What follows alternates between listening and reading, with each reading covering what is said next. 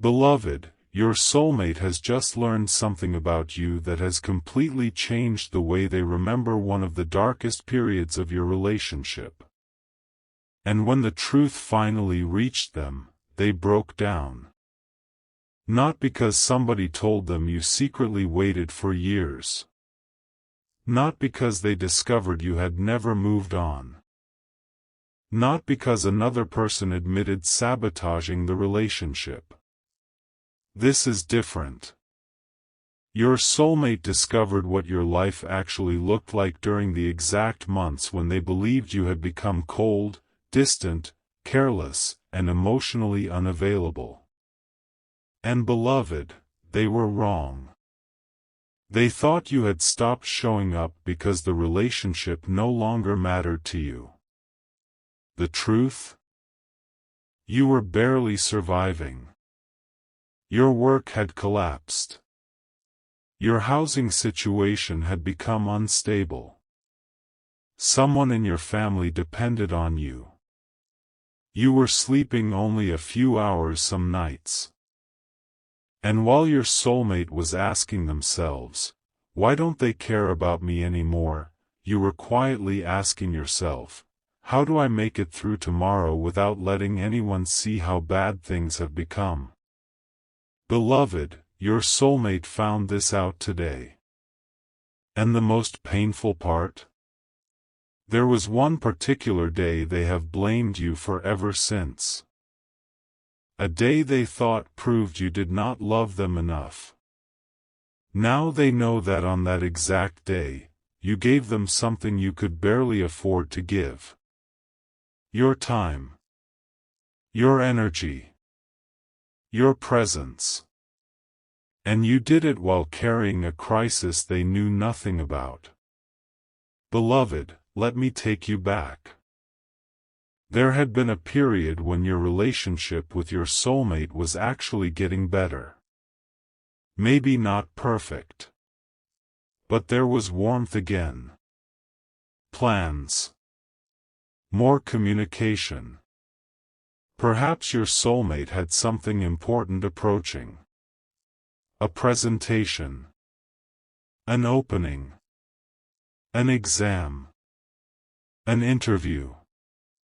A public event. Something they had worked toward for months. They were nervous. And you had been one of the people encouraging them. Perhaps they kept saying, "What if I mess this up?" You told them, "You won't."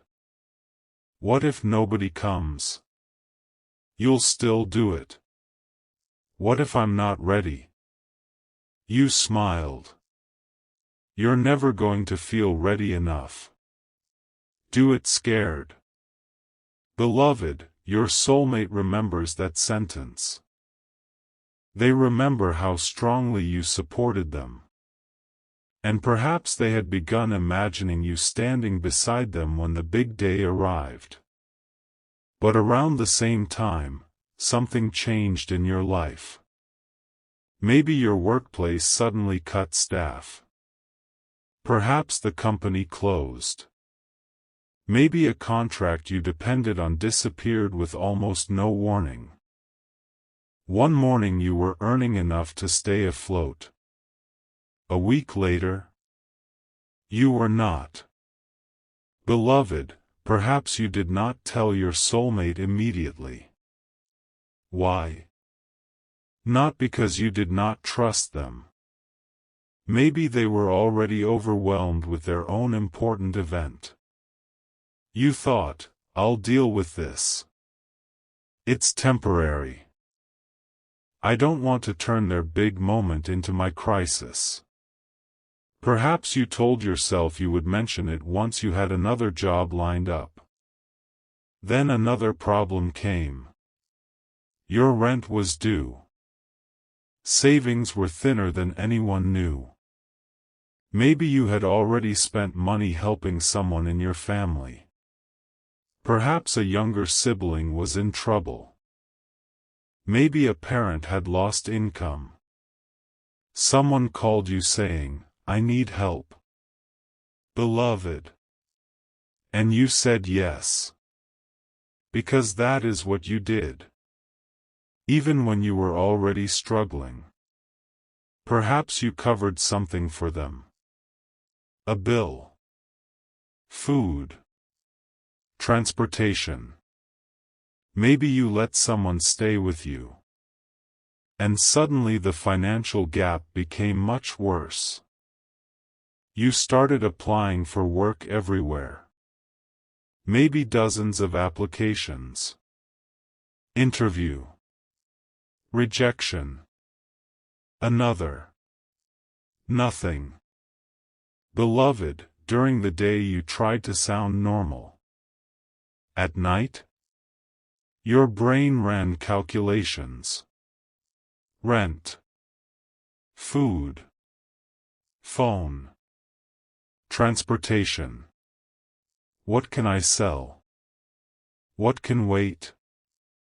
How long until somebody notices? Perhaps your soulmate called one evening. You answered sounding tired. What's wrong? Nothing. Beloved, maybe that was your mistake. There was something wrong. But perhaps you were the person everyone leaned on. Admitting, I don't know how I'm going to pay for next month felt terrifying. Maybe you did not want pity. Perhaps you had been taught that needing help made you a burden. So you said, I'm just tired. Your soulmate believed you. At first. Then it happened again. Shorter calls. Delayed replies. Maybe you canceled plans. Your soulmate asked, can I see you Friday? You looked at the schedule for the temporary night job you had just accepted. Maybe warehouse work. Delivery shifts. Restaurant closing shifts. Something far below what you normally did. But money was money. You said, I can't Friday. What about Saturday? Perhaps another shift. I'm busy. Beloved, your soulmate heard rejection. You meant survival. They asked, are you avoiding me? You almost told them. Maybe the words came to your mouth, I lost my job. I'm scared. I don't know where I'm going to live. But then you remembered they had their event in a week. They were already anxious. So you said, no, your soulmate replied, then what's going on? And beloved, you said the sentence they would later misunderstand completely, I just need to handle some things myself. Your soulmate went quiet. Okay. But it was not okay. They heard, I don't need you. You meant, I don't know how to let you see me like this. Beloved, the distance grew. Perhaps your soulmate started feeling abandoned. They had been planning something important, and the person who had encouraged them most suddenly seemed absent. Maybe they sent you a long message, I feel like I'm the only one trying to stay connected. You read it during a break. Perhaps sitting outside behind a building. Exhausted. Your hands cold. You wanted to respond properly. But your break was 10 minutes. You typed, I'm sorry. I have a lot going on. Delete. Too vague. Then, I'm not doing this intentionally. Delete. Maybe you finally sent, I'm sorry. Can we talk after this week? Beloved. To you, that meant, please give me a few days to stabilize things. To your soulmate? It sounded like, our relationship can wait." Perhaps they became angry. They replied, "It's always after something." You stared at the message. Maybe tears came. Because, beloved, if only they knew. You were not delaying love because something more exciting had appeared. You were trying not to become homeless. Perhaps you had received a warning from your landlord. Or maybe your living arrangement was already ending. Maybe the place you shared with someone had suddenly become unavailable. You had days to figure it out. Beloved, perhaps you spent that entire week searching for rooms, calling people, hearing, deposit required, first month up front, proof of income. You had none of those things in a comfortable way. Perhaps someone said, "You can stay on my couch for a little while." You hated accepting. But you did. Maybe you packed your belongings quietly into boxes. Put some in storage. Sold others. Beloved, your soulmate had no idea. They thought you were at home. You were sleeping in a friend's living room. Maybe sometimes in your car between shifts because driving back made no sense. Perhaps you kept a small bag with clothes in the trunk. Your entire life temporarily reduced to what fit inside a few containers. And yet, your soulmate's big day was approaching. Beloved, you had promised you would be there. Maybe they stopped expecting it. After all, you had become too busy. Perhaps the night before their event, your soulmate sent, "Don't worry about coming tomorrow." You saw the message. Your heart sank. You replied, "I said I'll be there." Your soulmate, "You don't have to." Beloved. Maybe there was hurt underneath. You could tell. You typed, "I'll be there." And you meant it. The problem? You had a night shift ending only hours before the event. Perhaps you worked until 4 a.m. Your feet hurt. Your clothes smelled like work. You had slept 2 hours the previous day. But after the shift, you went somewhere to wash. Maybe a public gym shower. A friend's place. Perhaps you changed into the best outfit you still had access to. One shirt was wrinkled from the bag. You ironed it as best you could. Beloved, maybe you had barely enough money for transportation. You looked at your balance. Then at the address. Perhaps you skipped breakfast. Not dramatic. Practical. You needed the money for the ride. And beloved, you went. Your soulmate remembers seeing you enter. Perhaps late. 10 minutes. Maybe 20. And instead of noticing that you looked exhausted, they noticed that you were late. Beloved. They were nervous. Emotionally raw. So when you approached and smiled, you did it. Your soulmate responded colder than you expected. You came. You noticed the tone. Yes. Maybe you handed them something small. Not an expensive gift. Perhaps a handwritten card. Maybe coffee. Flowers from a simple shop. Something you had budgeted carefully. Your soulmate accepted it. But underneath, they were angry. They thought, "You can show up for an hour after barely speaking to me all week and think everything is okay?" Beloved, perhaps they did not say it immediately. The event began. You sat in the back. Maybe tried desperately not to fall asleep. You watched your soulmate. Clapped. Smiled. Perhaps took photographs.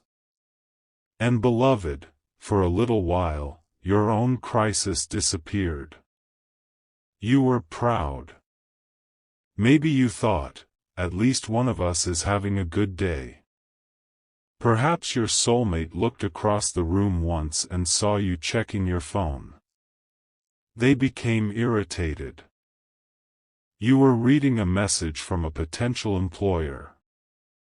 Maybe, "Can you start tomorrow at 6?" You replied yes. Your soulmate thought you were distracted. Later, during a break, they approached. You're on your phone the entire time.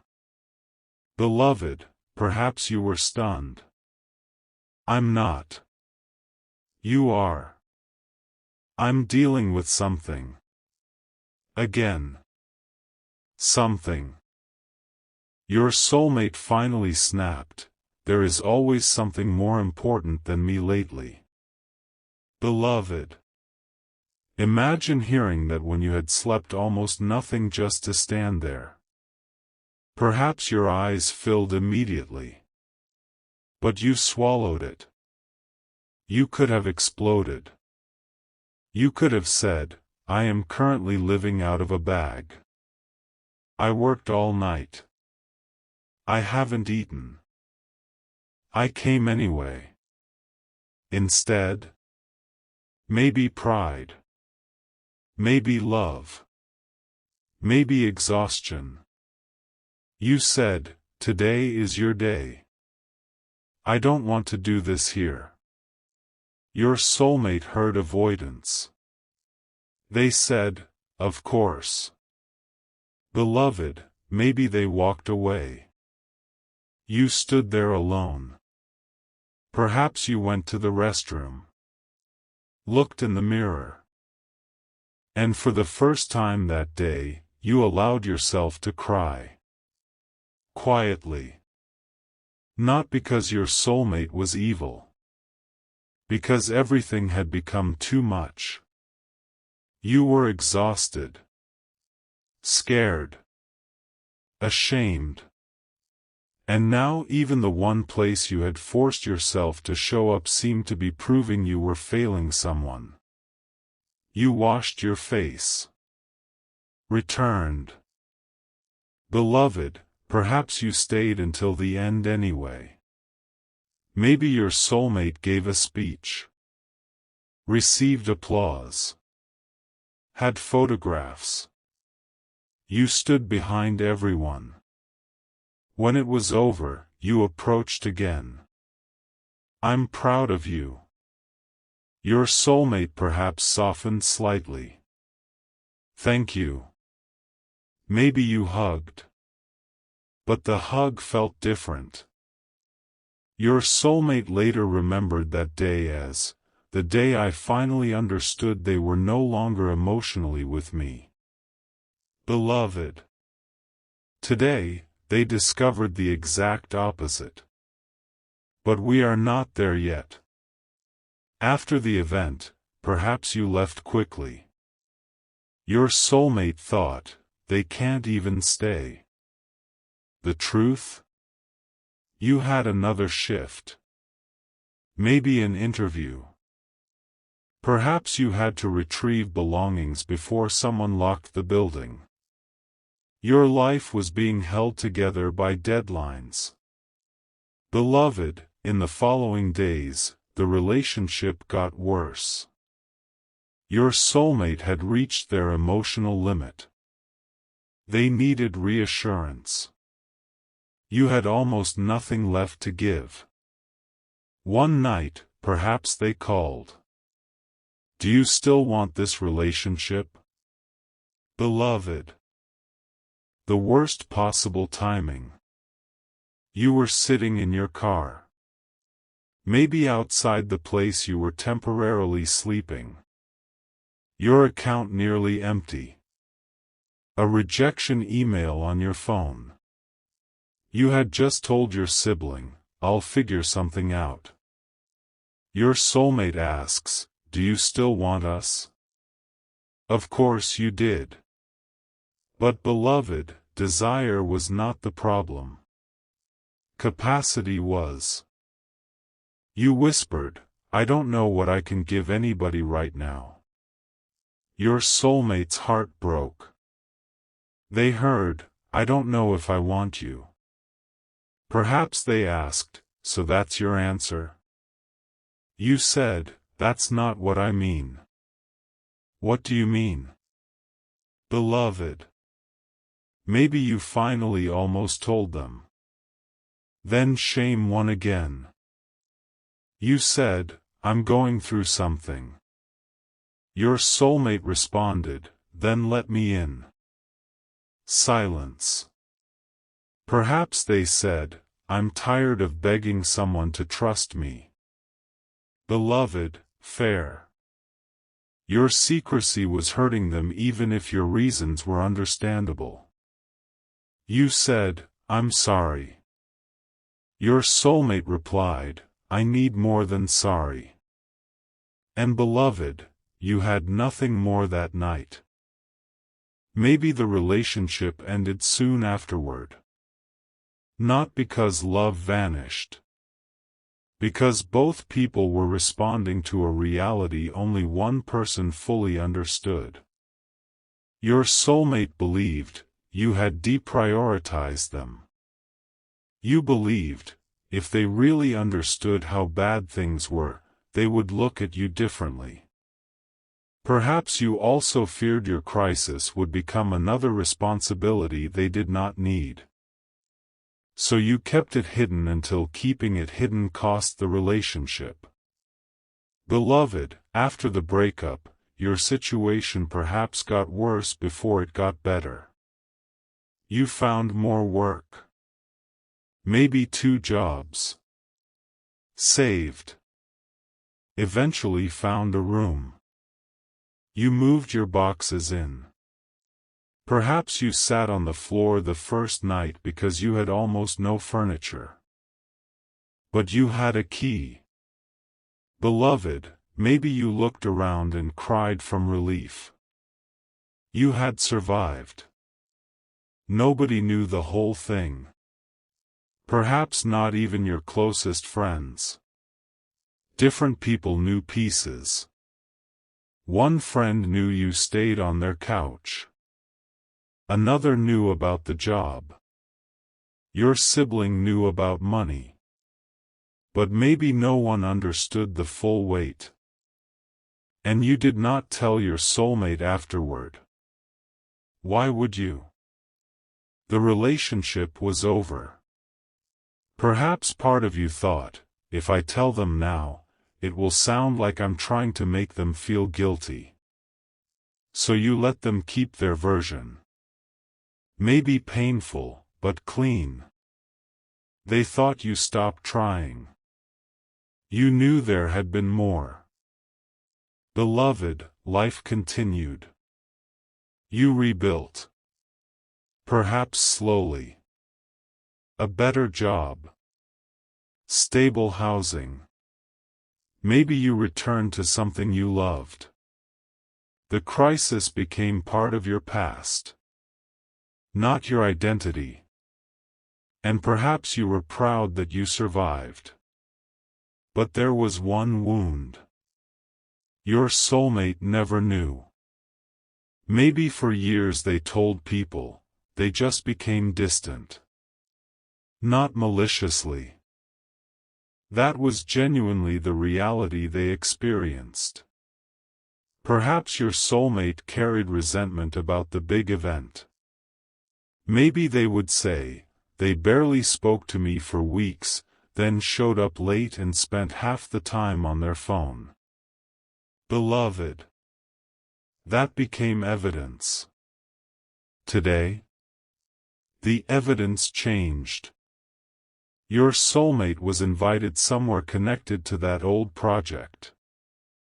Perhaps an anniversary event. A reunion. Maybe the venue was the same.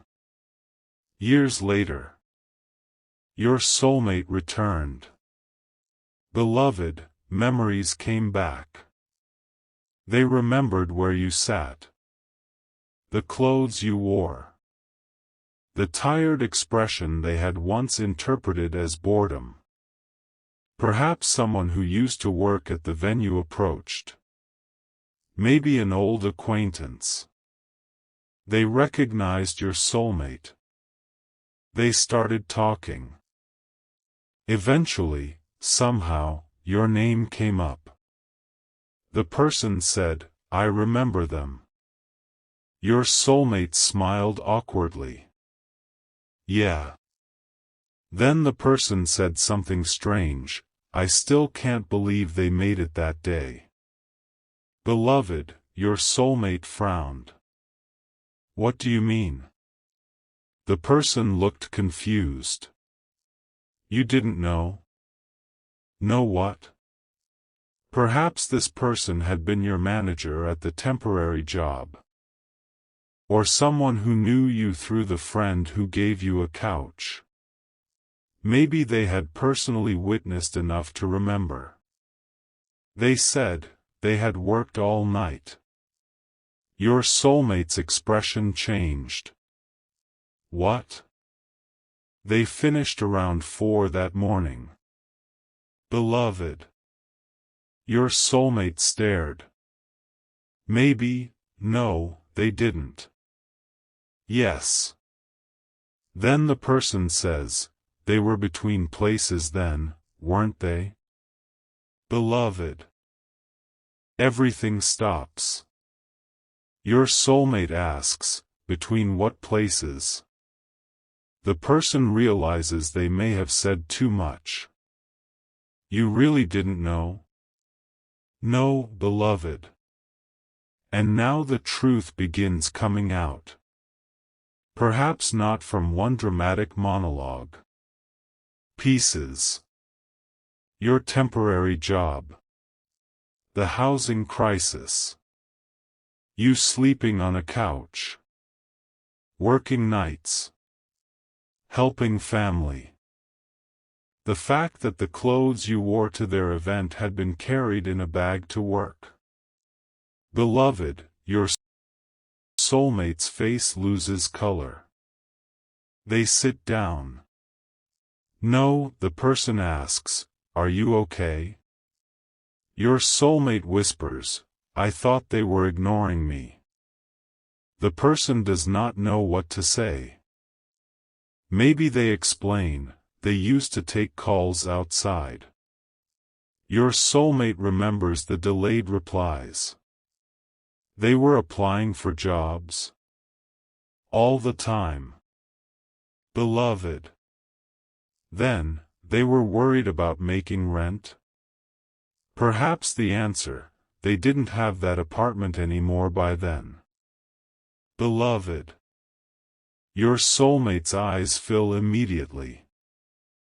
Maybe the person tells them, "Actually, I remember the day of your event because they asked to leave early." Your soulmate looks up. Why? They said they'd promised someone they would be there. Beloved. Your soulmate breaks.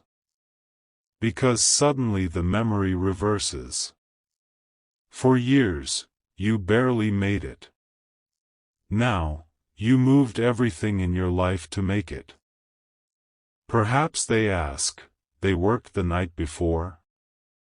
Yes. Did they sleep? The person shrugs. Maybe a couple hours. Beloved. Your soulmate remembers your face. The exhaustion. The phone. The way you disappeared into the restroom after they accused you of not caring. Maybe they whisper, "Oh my God." not as a divine claim. Just shock. Then another detail. Perhaps this person says, they almost didn't go because they couldn't afford the ride. Your soulmate's breathing changes. What? Maybe someone at work offered transportation. Perhaps you walked part of the way. Or skipped food. Whatever it was, beloved, your soulmate realizes, you did not simply attend. Attending cost you something. And they had spent that day measuring what you failed to give instead of seeing what you gave. Perhaps your soulmate excuses themselves. Walks outside. Sits somewhere. And cries. Hard. Not because learning this automatically makes them guilty for everything. They were allowed to feel neglected back then. They did not have the information. Beloved, that distinction matters. But now they understand your behavior had a completely different context. Maybe your soulmate starts replaying the past. There is always something more important than me lately. They hear themselves saying it. Then remember your answer, today is your day. I don't want to do this here. Beloved. You were protecting their moment. Perhaps badly, because hiding too much created confusion. But you were not dismissing them. Then, I don't know what I can give anybody right now. Your soulmate had heard rejection. Today, they finally hear the actual sentence. Not, I don't want you. But, I have nothing left. Beloved. That is when your soulmate has the breakdown. Maybe someone finds them. You okay? Your soulmate shakes their head. Then says, I thought they stopped loving me. Pause. They were trying to survive. Beloved. Perhaps they cry harder. Maybe, I made it about me. But again, the truth is nuanced. Your soulmate had a relationship experience too. You hit a major crisis. They could not read your mind. Maybe the healthier thing would have been for you to tell them. Beloved, the point is not to turn your suffering into proof they were a terrible person. The point is that they now have missing context. And missing context changes memory. Perhaps your soulmate eventually contacts the old mutual friend who let you stay over. Can I ask you something? The friend becomes cautious. About them? Yes. Did they stay with you around that time? Silence. Then, yes. Your soulmate's heart sinks. For how long? Maybe, almost 3 weeks. Beloved. 3 weeks. During almost the exact period your soulmate thought you had become distant. They ask, why didn't anyone tell me? The friend responds, they asked us not to. Of course. Why? They said you had something important happening and they didn't want you worrying. Beloved. Your soulmate closes their eyes. They remember the event. Perhaps the friend continues, they were embarrassed too. That matters. They kept saying they would sort everything out. Maybe, they thought if they told you, you'd offer help. Your soulmate would have. The friend says, that's exactly why they didn't tell you. Beloved. Perhaps you were terrified of becoming financially or emotionally dependent. Maybe the relationship already felt uneven. You did not want crisis to trap either of you. Your soulmate asks, were they okay? The friend pauses. Then, no, beloved. That word breaks them again. Maybe, they cried a lot. They were exhausted. They were scared. But every time I suggested they cancel your event, they said no. Your soulmate whispers, why? The friend answers, because they said you had worked too hard for them not to be there. Beloved. There it is. Perhaps your soulmate cannot speak. Years of resentment dissolve into grief. Not necessarily grief for losing the relationship alone. Grief for what you were carrying. Maybe guilt that while you were at your lowest, they interpreted your inability to perform love normally as evidence that the love had disappeared. Perhaps they ask the friend, did they ever say anything about me? The friend thinks. Then, they said you thought they were pulling away. Your soulmate, what did they say? Maybe, they said, I'm not pulling away. I'm just trying not to drown in front of them. Beloved. Your soulmate breaks again. Because perhaps that is exactly what happened. You were not running from your soulmate. You were hiding your drowning. And beloved, hidden suffering has a cruel side effect. People cannot respond compassionately to pain they cannot see. Perhaps your soulmate understands both things now. They wish they had asked differently. Maybe, instead of, why are you ignoring me? They wish they had said, you don't seem like yourself. Is something happening that you're afraid to tell me? Would you have told them? Maybe. Maybe not. But perhaps the door would have been safer. Then another memory returns. The small gift you gave on their big day. Your soulmate still has it. Perhaps a card. Maybe tucked inside a drawer. They go home. Find it. Beloved, maybe they never read it carefully because the day had become associated with hurt. They open it now. Your handwriting. Inside, I know I haven't been very present lately. I'm sorry. None of that changes how proud I am of you. Today matters. You matter. I hope you remember what you're capable of when the fear gets loud. Beloved. Your soulmate sits on the floor. Cries. Because perhaps they once read, I haven't been very present. And thought, at least they admit it. Today? They read the rest. Today matters. You matter. You were trying. Imperfectly. Silently. Maybe your soulmate turns the card over.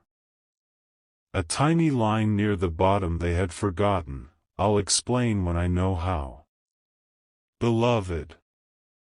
There. You had intended to tell them.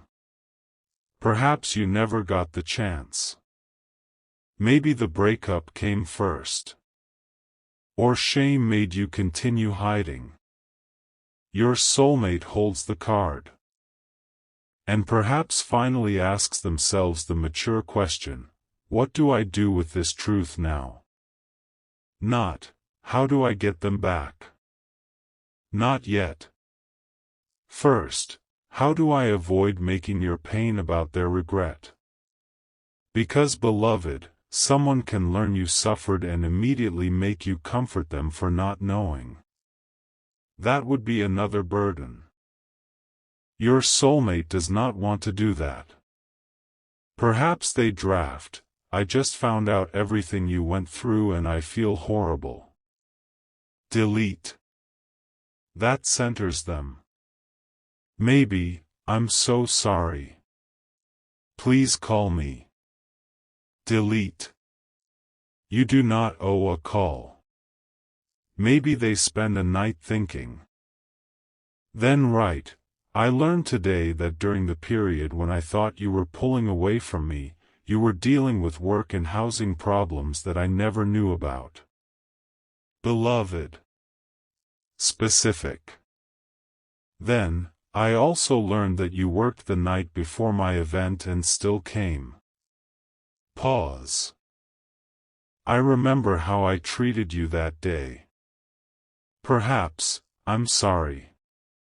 Then the most important part, "I'm not telling you this because I expect you to make me feel better about not knowing." Beloved. Good.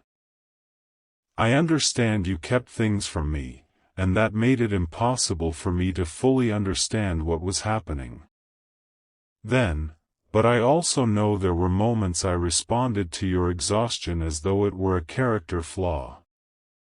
Beloved. Accountability. Maybe, I thought you were careless. You were exhausted. I thought your phone mattered more than me. You were trying to find work. I thought leaving early meant you didn't want to celebrate me. You were going to another shift. Beloved. Each corrected memory. Then, "I am deeply sorry for the things I said from inside the story I believed." Powerful. Perhaps you receive the message. Your first reaction. Shock. How did they find out? Maybe anger too. This was your private history. You do not necessarily want it reopened. You ask, "Who told you?" Your soulmate explains.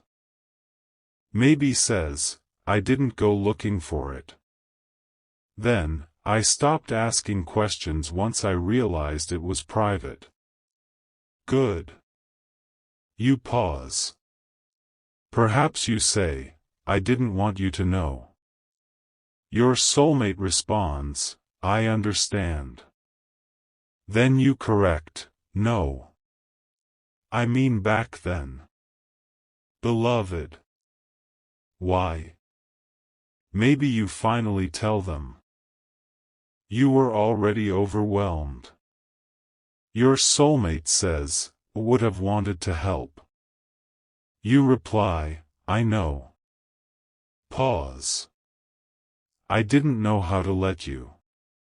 Beloved. There. Not one villain. Two people with wounds. Perhaps you continue, "I was ashamed. I had spent my whole life being the reliable one. I didn't know who I was if I needed someone." Beloved. Your soulmate understands that more than they expected. Maybe they say, "I wish you told me." You respond, "I wish I had too." Important. No romanticizing secrecy. Then perhaps you add, "But I also wish you had believed me when I said I was going through something." Beloved. Your soulmate stops. Yes. You did not give details. But you did say something. They treated vagueness as evidence you were avoiding accountability. Perhaps they say, "You're right." You continue, "I didn't need you to fix my life. I think I needed you to stop assuming the worst version of me. Beloved. That hits.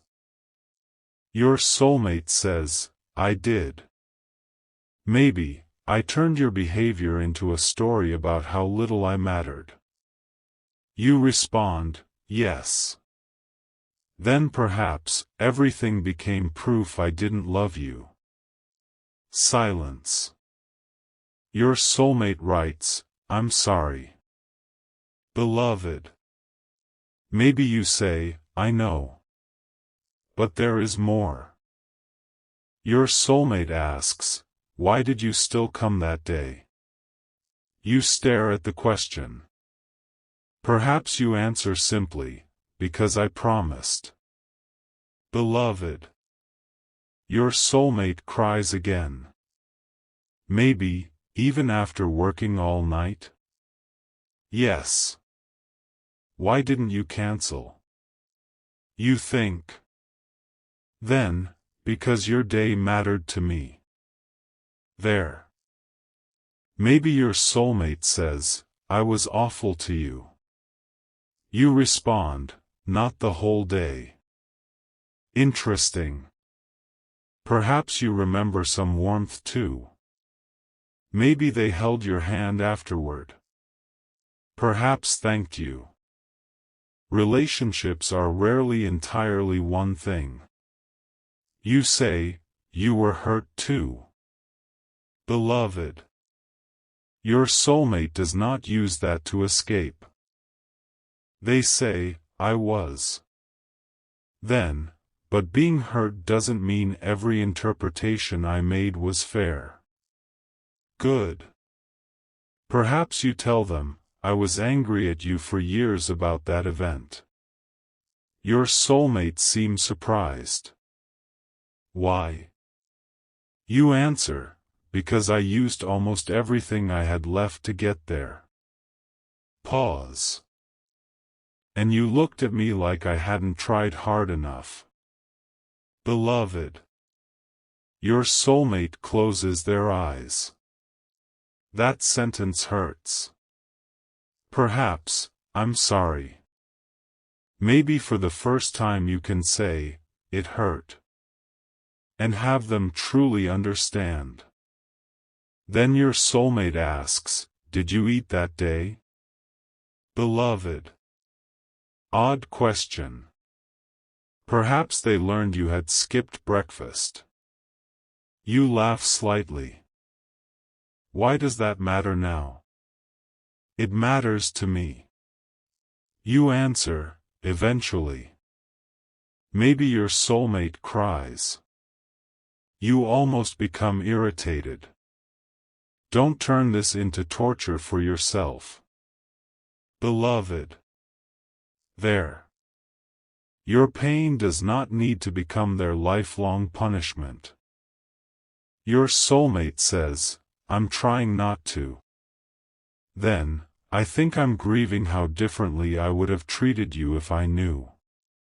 You answer, you didn't know. Pause. But you can decide how you treat people when you don't know everything now. Beloved. That becomes the lesson. Because there will always be incomplete information. Nobody knows everything another person is carrying. Does that mean tolerate harmful behavior forever? No.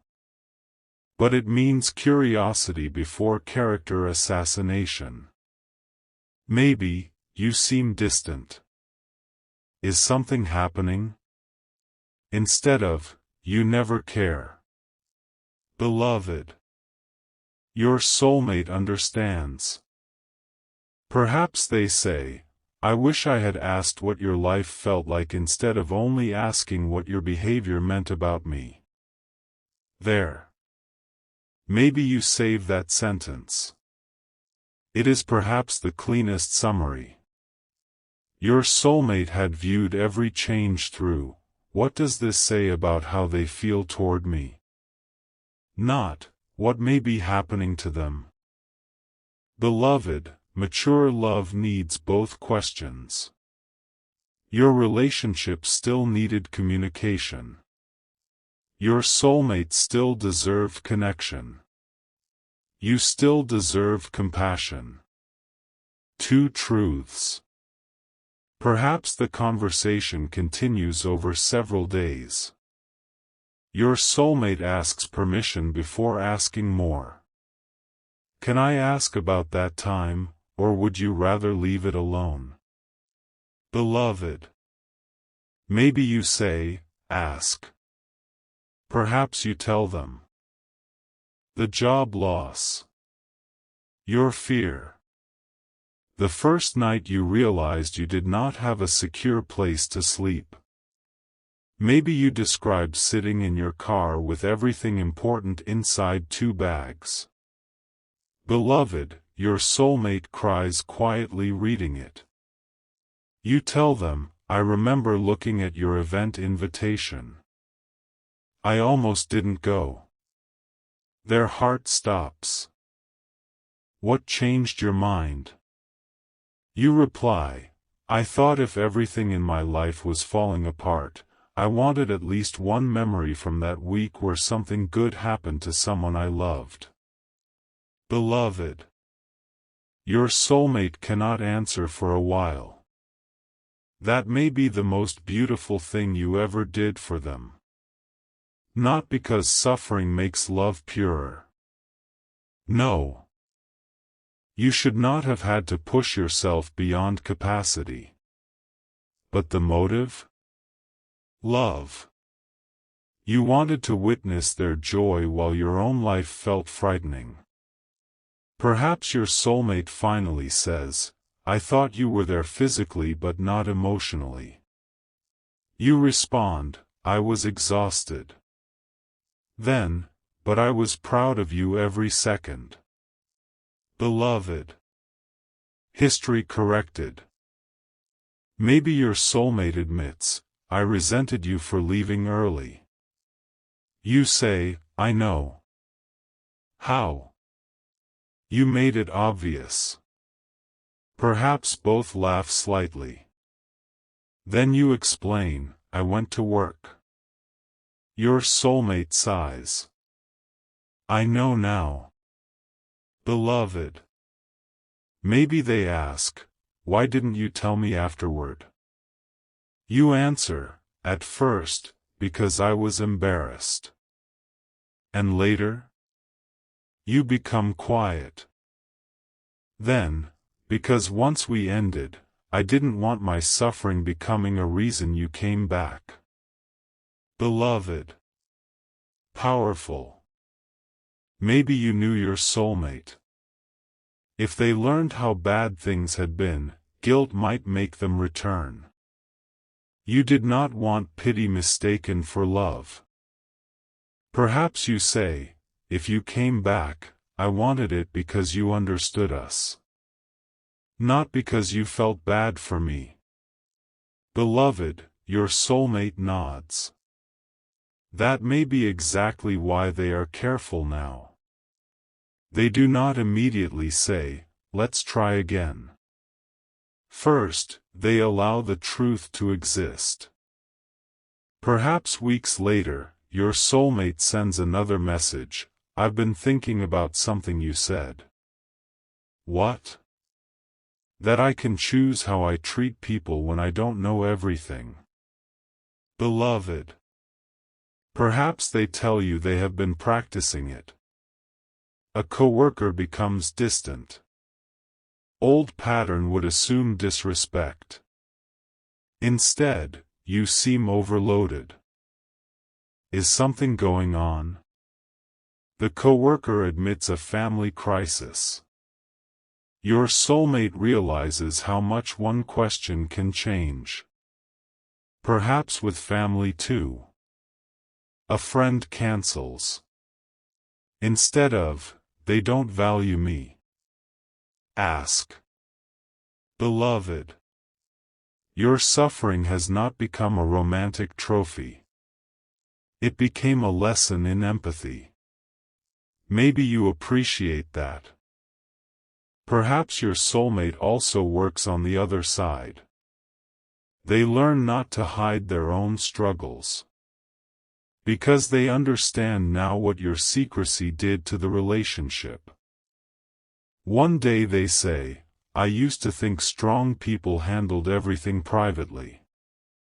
You ask, "And now?"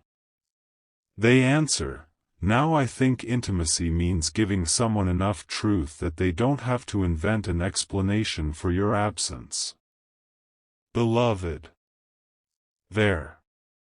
Perhaps you smile.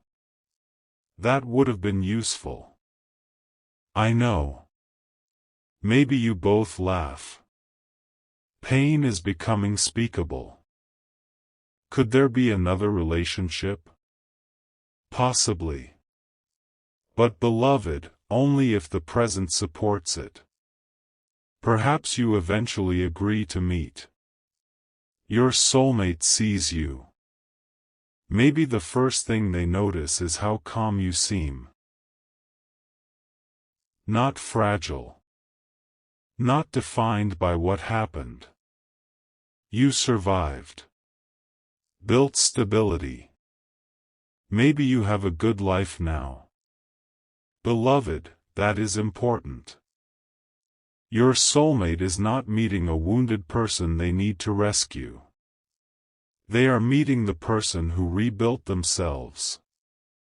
Perhaps they say, "I'm glad you're okay." You answer, "I am." Maybe, it took a while. Then your soulmate says, "I'm sorry you had to do that alone." You correct, "I wasn't completely alone." Beloved. Maybe friends helped. Family. Strangers. You honor them. Then, "But I felt alone." Your soulmate nods. That distinction. Perhaps you say, "I think I had people around me. I just didn't know how to let anyone know how scared I was." Your soulmate asks, "Do you now?" You smile slightly. Better than before. Then perhaps you ask the same, "Do you?" Beloved. Your soulmate says, "Better." Maybe this is the first evidence the two of you are meeting as different people. You no longer hide everything until collapse. They no longer interpret uncertainty as rejection automatically.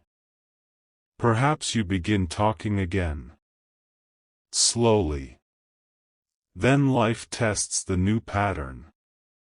One evening you become quieter than usual. Beloved. Your soulmate notices. Old nervous system activates, they're pulling away. But now? They ask, "Can I check something instead of making up a story?" You almost smile. Go ahead. You seem far away tonight. Is it about us? You answer, "No." Then perhaps you explain, "Something happened at work." Beloved. You tell them. Not everything maybe. But enough. Your soulmate listens. Does not immediately fix. Maybe asks, "Do you want advice or company?" There. You say, "Company." Perhaps they stay. Beloved.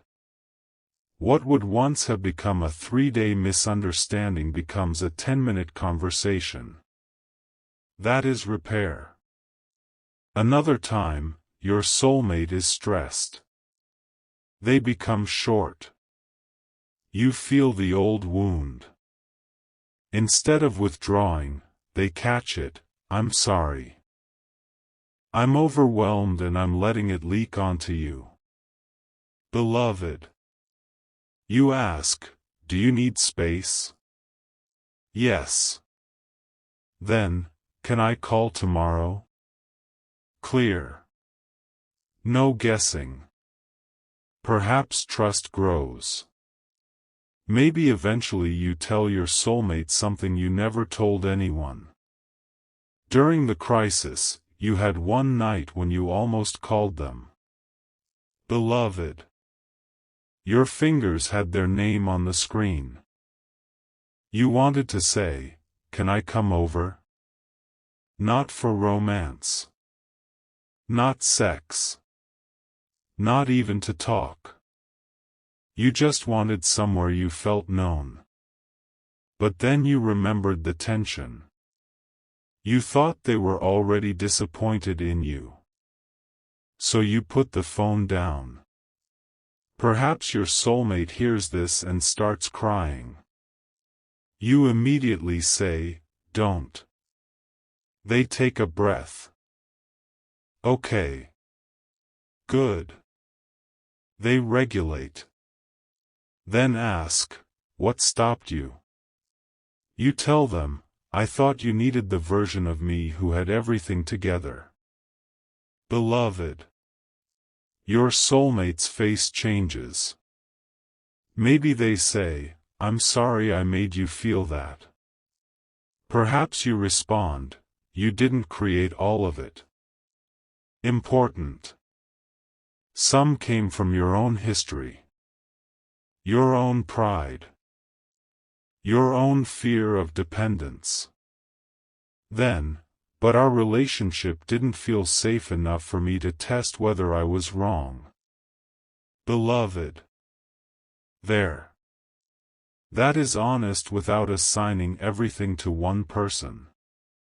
Perhaps your soulmate says, "If we build anything now, I want you to be allowed to show up messy." You laugh. Careful what you wish for. Maybe both laugh. Then soulmate, I mean it. Beloved. And maybe you answer, "So do I." Because the same rule applies to them. No perfection. No performance. Healthy partnership is not two people who never fall apart. It is two people who do not require each other to hide every difficult season to remain lovable. Perhaps months later, your soulmate has another major professional event. Beloved. Strange echo. This time you are together again, or perhaps only close friends. Your soulmate asks, "Are you coming?" You say, "I want to." Then, "But I'm having a rough week." Old soulmate might hear rejection. New soulmate asks, "What do you need?" You answer, "I may not have the energy." And beloved, your soulmate says, "Then don't come for me at the cost of yourself." Pause. I'd love you there. Then, "But I don't need you to hurt yourself to prove I matter." Beloved. Maybe tears appear. Because years ago you thought love was proven by forcing yourself through exhaustion to attend. Today, your soulmate gives you permission to be honest. You say, "I'll decide tomorrow." Okay. No guilt. Perhaps you do attend. Because now it is genuinely your choice. Or perhaps you stay home. Your soulmate still celebrates. What do you mean? They clarify, not that your suffering was good. Then, "I wish none of it happened. But I realized how much of my life I had been interpreting through one question." What question? Beloved, your soulmate answers, "What does this person's behavior say about me?" Then, "I'm trying to ask another question first." What? What might this? Later calls, "It went well." You say, "I'm proud of you." Beloved. No relationship crisis. That is growth. Perhaps eventually your soulmate tells you, learning what you went through broke something open in me. You become cautious. Person be carrying that I cannot see. Beloved.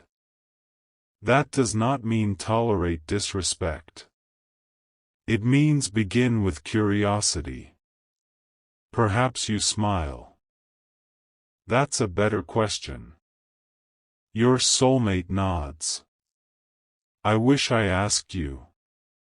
Maybe you say, I wish I answered before you had to. Both. There. No saint. No villain.